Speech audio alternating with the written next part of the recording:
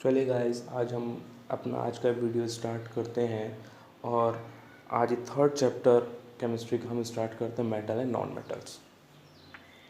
Firstly metal क्या होते हैं? अगर मेटल की बात करते हैं तो मेटल वो सारे सब्सटेंस होते हैं जो ईज़िली इलेक्ट्रॉन को लूज़ कर दें और इलेक्ट्रॉन को लूज़ करके पॉजिटिव आयन बनाने की टेंडेंसी रखें। ठीक है, यानी मेटल वो सब्सटेंस है जो ईज़िली इलेक्ट्रॉन को लूज़ कर देते हैं। फॉर एग्जांपल के लिए बात करते हैं सोडियम ईज़िली एक इलेक्ट्रॉन लूज़ करता है और एक इलेक्ट्रॉन लूज़ करके पॉजिटिव आयन बनाने की टेंडेंसी रखता है। ठीक है, इसलिए सोडियम क्या हुआ? मेटल हुआ। इसी तरीके से अगर हम बात करते हैं मैग्नीशियम की, तो मैग्नीशियम भी क्या करता है? 2 इलेक्ट्रॉन लूज़ करता है और 2 इलेक्ट्रॉन लूज़ करके पॉजिटिव आयन बनाने की टेंडेंसी रखता है, इसलिए मैग्नीशियम भी क्या है? मेटल है। सिमिलरली अगर हम बात करते हैं एल्यूमिनियम की, तो एल्यूमिनियम भी क्या करता है? 3 इलेक्ट्रॉन लूज़ करता है और 3 इलेक्ट्रॉन लूज़ करके Al+3 आयन बनाने की टेंडेंसी रखता है, इसलिए एल्यूमिनियम भी एक मेटल है। ठीक है, तो वो सारे सब्सटेंसेस, वो सारे एलिमेंट्स मेटल है जो इजीली इलेक्ट्रॉन को लूज़ कर देते हैं। वो सारे क्या होते हैं? मेटल्स होते हैं। ठीक है, इसी का जस्ट अपोजिट क्या होता है? Non metal. यानी मेटल क्या कर रहा है? इलेक्ट्रॉन को लूज़ कर रहा है तो वो मेटल है। इसी तरीके से जो आपके नॉन मेटल्स होते हैं वो इलेक्ट्रॉन को गेन करते हैं। यानी वो सारे एलिमेंट्स जो इलेक्ट्रॉन को गेन करने की टेंडेंसी रखते हैं वो क्या होते हैं? नॉन मेटल्स होते हैं। फॉर एग्जाम्पल की बात करते हैं, अगर हम क्लोरीन लेके चलते हैं, ठीक है, तो क्लोरीन एक इलेक्ट्रॉन ईजिली एक्सेप्ट करता है और Cl- बनाने की टेंडेंसी रखता है। इसी तरीके से अगर हम बात करते हैं फ्लोरीन की, तो फ्लोरीन भी एक इलेक्ट्रॉन एक्सेप्ट करता है और F- बनाने की टेंडेंसी रखता है। ठीक है, तो क्लोरीन या फ्लोरीन क्या होगा? नॉन मेटल की कैटेगरी में आएंगे। इसी तरीके से अगर हम बात करते हैं ऑक्सीजन की, तो ऑक्सीजन 2 इलेक्ट्रॉन एक्सेप्ट करता है और O-2 बनाने की टेंडेंसी रखता है, तो oxygen is also a non metal. ठीक है, तो इस तरीके से हम क्या देख रहे हैं कि अगर जितने भी एलिमेंट्स हैं वो क्या, या तो मेटल्स हैं या फिर नॉन मेटल्स। यानी एलिमेंट्स को कैटेगराइज कर दिया गया 2 पार्ट्स में, मेटल्स के फॉर्म में और नॉन मेटल्स के फॉर्म में। और मेटल्स, उन्हें मेटल्स कहा गया जो ईजिली इलेक्ट्रॉन को लूज़ कर रहे हैं, और उन्हें नॉन मेटल कहा गया जो ईजिली इलेक्ट्रॉन को गेन कर रहे हैं। ठीक है, तो वो सारे क्या होते हैं? Metals and non metals. चलिए, ये तो इलेक्ट्रॉन के बेस पे बेसिक डिफरेंस देखा है। अब फिजिकल प्रॉपर्टीज़ को हम देखते हैं कि मेटल्स की फिजिकल प्रॉपर्टीज़ क्या होती हैं और नॉन मेटल की फिजिकल प्रॉपर्टीज़ क्या होती हैं। ठीक है, first start with physical properties of metal. तो मेटल्स की फिजिकल फर्स्ट प्रॉपर्टी जो है वो है मेटल्स आर सॉलिड्स। मेटल्स कैसे होते हैं? सॉलिड्स होते हैं। ठीक है, सारे मेटल सॉलिड होंगे। ठीक है, बट एक मेटल को छोड़ दिया जाए तो वो कौन सा होता है? मरकरी। ठीक है, मरकरी को छोड़ करके जितने भी मेटल्स होते हैं वो मेटल सॉलिड स्टेट में एग्जिस्ट करते हैं, while as mercury exist in a liquid state. Mercury liquid state में एग्जिस्ट करता है, बट जितने भी मेटल्स हैं वो सारे के सारे सॉलिड स्टेट में एग्जिस्ट करते हैं। ठीक है, मरकरी किसे रिप्रेजेंट करते हैं? Hg का, Hg से रिप्रेजेंट करते हैं, यानी सिंबल ऑफ मरकरी क्या है? Hg। ठीक है, तो ये किस फॉर्म होता है? लिक्विड स्टेट में होता है। कहाँ देखने को मिलता है? जो थर्मामीटर है, थर्मामीटर में जो लिक्विड भरा होता है वो लिक्विड क्या होता है? मरकरी होता है। ठीक है, तो किस फॉर्म में होता है? लिक्विड स्टेट में होता है। ठीक है, तो mercury exist in a liquid form, while as other metals exist in solid state. Okay, and second property is metals are hard. metals बहुत हार्ड होते हैं और मेटल्स के हार्ड होने की वजह से ही हम इनका यूज़ रेलवे ट्रैक्स बनाने में करते हैं, फ्लाई ओवर बनाने में करते हैं। ठीक है, तो इस वजह से करते हैं क्योंकि मेटल्स क्या होते हैं? बहुत हार्ड होते हैं, ईजिली ब्रेक नहीं हो सकते। ठीक है ना, बात समझ में आ गई? लेकिन सारे मेटल्स हार्ड नहीं होते, कुछ एक्सेप्शन है यहाँ पे। कौन कौन से एक्सेप्शन है? First exception is lithium, second exception is potassium and third exception is sodium. यानी लिथियम, सोडियम एंड पोटेशियम, इन तीन को छोड़ दिया जाए तो जितने भी मेटल्स हैं वो सारे के सारे मेटल्स हार्ड होते हैं। ये तीन मेटल्स बहुत ही सॉफ्ट होते हैं। ठीक है, ये ईजिली हम इनको कट कर सकते हैं। ठीक है, बात समझ में आ गई? तो ये तीन मेटल सॉफ्ट होते हैं, इसके अलावा जितने भी मेटल्स होते हैं वो सारे के सारे मेटल्स हार्ड होते हैं। Next property is metals have metallic लक्ष्यर। ठीक है, मेटल के अंदर क्या होता है? मेटाल लस्चर देखने को मिलता है, यानी lustrous property. Lustre property means shining nature. ठीक है, जैसे कि भाई गोल्ड है, सिल्वर है, क्या होता है इसमें शाइनिंग नेचर देखने को मिलता है ना, एक अलग टाइप की चमक है, ठीक है। तभी तो उसको हम ज्वेलरी बनाने में करते हैं, ठीक है। जब ज्वेलरी बनाते हैं तो ज्वेलरी वाले किसका मोस्टली क्या होता है, सिल्वर गोल्ड की ज्वेलरीज बनती है। क्यों? क्योंकि इसमें क्या होती है, अलग टाइप का शाइनिंग नेचर देखने को मिलता है, ठीक है। वो क्या है, मेटल है, ठीक है। तो मेटल है तो लश्रस प्रॉपर्टी देखने को मिलती है, तो इसे कहते हैं लश्रस प्रॉपर्टी, ठीक है। शाइनिंग नेचर जो होता है मेटल का उसे कहते हैं हम लश्रस प्रॉपर्टी। तो मेटल्स क्या होते हैं, मेटल्स में होता है लश्रस प्रॉपर्टी देखने को मिलता है, ठीक है। इसी तरह next properties, metals are malleable, ठीक है। मेलेबल मीन्स मेलेबिलिटी की प्रॉपर्टी, मतलब शीट के फॉर्म में कन्वर्ट करना थ्रू हैमरिंग, ठीक है। बात समझ में आ गई।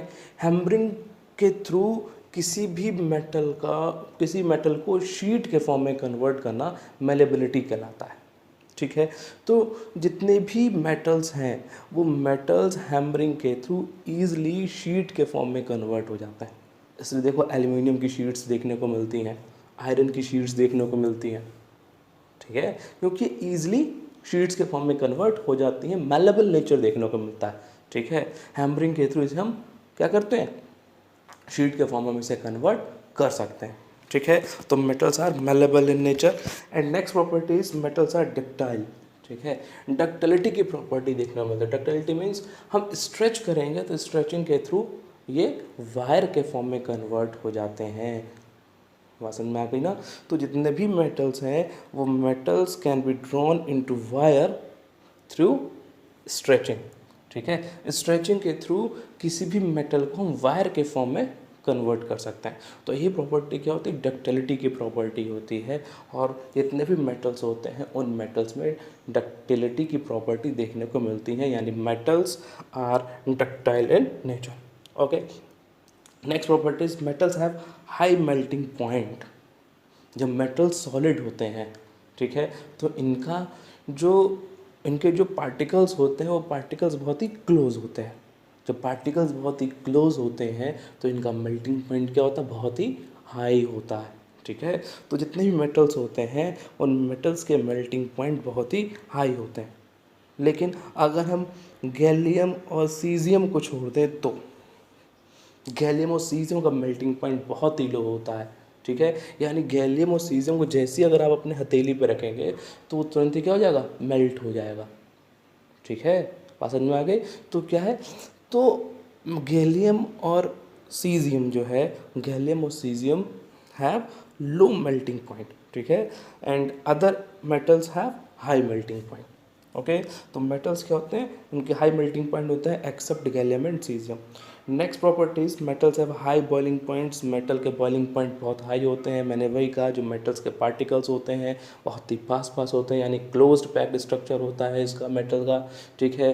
तो जो मेटल्स पास होते हैं, मेटल्स के पार्टिकल्स पास होते हैं, तो इनका बॉइलिंग पॉइंट भी क्या होता है, ज़्यादा होता है, ठीक है।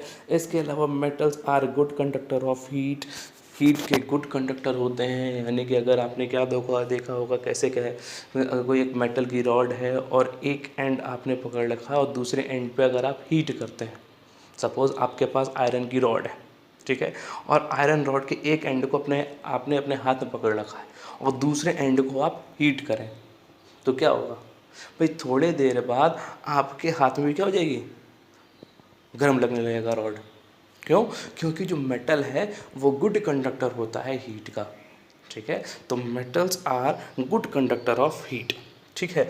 अगर हम कंडक्टिविटी की बात करते हैं तो जो बेस्ट कंडक्टर होते हैं हीट के वो होते हैं सिल्वर एंड कॉपर।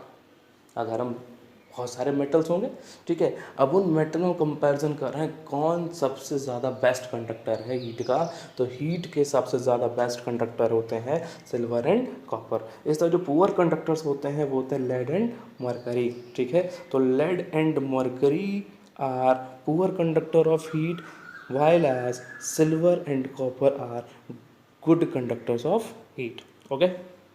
नेक्स्ट बात करते हैं, तो metals are good conductor of electricity.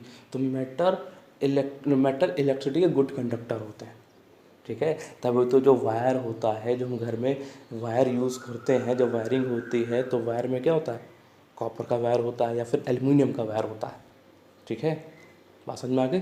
क्यों? क्योंकि वो मेटल है, गुड कंडक्टर ऑफ इलेक्ट्रिसिटी होते हैं इसलिए, ठीक है ना। तो metals are good conductor of electricity, ठीक है।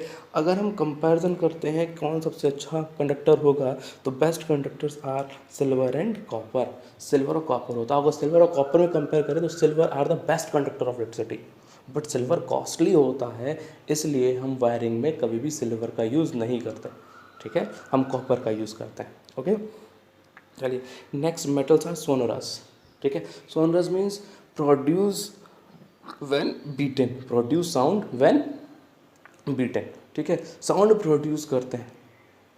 अगर मेटल्स को अगर हल्का सा पीटा जाए, हल्का सा गिरा दिया जाए ज़मीन पे, तो क्या होगा, एक अलग साउंड आएगा। आयरन की कोई चीज़ है, आयरन की कील है, मान लो आयरन नेल्स है आपके पास, आपने उसको ज़मीन पे गिराया तो क्या होगा, एक अलग टाइप की साउंड आता है देखने में उसमें, ठीक है। तो जितने भी मेटल्स होते हैं वो मेटल्स एक साउंड प्रोड्यूस करते हैं जब भी उन्हें पीटा जाता है, ठीक है, बात समझ में आ गई। तो metals are sonorous because they produce sound when beaten. Okay, चलिए अब हम नेक्स्ट नॉन मेटल की फिजिकल प्रॉपर्टी को देखते हैं कि नॉन मेटल फिजिकल प्रॉपर्टीज़ क्या होती हैं, ठीक है। तो नॉन मेटल्स में भी सॉलिड, लिक्विड और गैस, ठीक है। नॉन मेटल, ध्यान का मैंने कहा था नॉन मेटल्स क्या होते हैं, मेटल के जस्ट अपोजिट होते हैं, यानी मेटल्स कैसे होते थे, सॉलिड होते थे, ठीक है। तो अगर नॉन मेटल की बात करते हैं, नॉन मेटल कैसा भी हो सकता है, सॉलिड, लिक्विड, गैस, किसी फॉर्म में एग्जिस्ट कर सकता है। देखो जो सॉलिड का एग्जाम्पल दे रखा है, क्या कार्बन है, सल्फर है, फॉस्फोरस है, ये क्या होता है, सॉलिड फॉर्म एग्जिस्ट करता है। अगर लिक्विड की बात करते हैं तो ब्रोमीन जो है लिक्विड फॉर्म एग्जिस्ट करता है। अगर गैस फॉर्म के एग्जिस्ट करते हैं तो oxygen, hydrogen, nitrogens are exist in gases form, ठीक है। तो नॉन मेटल्स किसी भी फॉर्म में एग्जिस्ट कर सकते हैं। They can exist in solid state, they can exist in liquid state, they can exist in gaseous state. Okay, next non metals are soft. Non metals कैसे होते हैं, सॉफ्ट होते हैं, लेकिन लेकिन लेकिन अगर डायमंड को छोड़ दिया जाए तो, ठीक है। अब डायमंड जो होता है सबसे हार्डेस्ट नेचुरल सब्सटेंस होता है, ठीक है, बात समझ में आ गई। और जो डायमंड क्या है, कार्बन होता है। डायमंड क्या होता है, कार्बन, ठीक है, कार्बन का एक एलोट्रॉप है, ठीक है। तो कार्बन का ही होता है, डायमंड का एक तरीका कार्बन, ठीक है। तो कार्बन कैसा होता है, नॉन मेटेलिक नेचर का, ठीक है। कार्बन क्या होता है, नॉन मेटेलिक नेचर का। और डायमंड कैसा होता है, तो डायमंड कैसा होगा, नॉन मेटेलिक होगा, ठीक है। लेकिन जो डायमंड होता है वो कैसा होता है, हार्ड होते हैं। लेकिन जो अदर नॉन मेटल्स होते हैं वो सारे के सारे क्या होते हैं, सॉफ्ट नेचर के होते हैं, ठीक है। Next property is non metals do not have lustrous property, ठीक है। मेटल के अंदर कोई लस्ट्रस प्रॉपर्टी देखने को नहीं मिलती, इसमें कोई शाइनिंग देखने को नहीं मिलता, ठीक है। एक्सेप्ट आयोडीन क्रिस्टल्स, आयोडीन्स होते हैं उसमें लस्ट्रस प्रॉपर्टी देखने को मिलती है। इस तरह नेक्स्ट प्रॉपर्टी बात करें, non metals are not malleable, malleability की प्रॉपर्टी देखने को नहीं मिलती, यानी ये शीट्स के फॉर्म में कन्वर्ट नहीं होते हैं थ्रू हैमरिंग, ठीक है। हैमरिंग के थ्रू ये शीट के फॉर्म में कन्वर्ट नहीं होते हैं, ठीक है। Non metals are not ductile, ये डक्टिलिटी की प्रॉपर्टी देखने को नहीं मिलती, यानी कि वायर के फॉर्म में ये कन्वर्ट नहीं होते। इस तरह non metals which are solids and liquids have low melting point, जितने भी नॉन मेटल्स हैं जो सॉलिड और लिक्विड में होते हैं उनके मेल्टिंग पॉइंट होते हैं। और non metals which are solid and liquids have low boiling point, ठीक है। तो जितने भी नॉन मेटल्स हैं जो सॉलिड और लिक्विड में एग्जिस्ट करते हैं उनके मेल्टिंग पॉइंट और बॉइलिंग पॉइंट दोनों क्या होते हैं, लो होते हैं। इसके अलावा जो नॉन मेटल्स होते हैं वो बैड कंडक्टर होते हैं हीट के। इसके साथ साथ जो नॉन मेटल्स होते हैं बैड कंडक्टर होते हैं इलेक्ट्रिसिटी के, ठीक है। इलेक्ट्रिसिटी का बैड कंडक्टर होता है नॉन मेटल एक्सेप्ट ग्रेफाइट, ठीक है। Graphite is a good conductor of electricity, ठीक है। लेकिन ग्रेफाइट कैसा होता है, नॉन मेटल होता है, ठीक है। तो ये एक्सेप्शन केस है यहाँ पे कि ग्रेफाइट नॉन मेटल होते हुए भी गुड कंडक्टर होता है इलेक्ट्रिसिटी का। इसके अलावा जितने भी नॉन मेटल्स होते हैं वो सारे नॉन मेटल्स बैड कंडक्टर होते हैं इलेक्ट्रिसिटी के, ठीक है। तो non metals are not sonorous, ठीक है। मेटल्स में सोनरस की प्रॉपर्टी देखने को नहीं मिलती है, मतलब they can not produce sound when beaten. Okay, चलिए आज के लिए हम इतना देखते हैं फिजिकल प्रॉपर्टीज़। आज मैंने पढ़ा physical properties of non metal and physical properties of metal. Next lecture में हम इन दोनों के केमिकल प्रॉपर्टीज़ को पढ़ेंगे। ओके, आज का इतना ही। Thank you.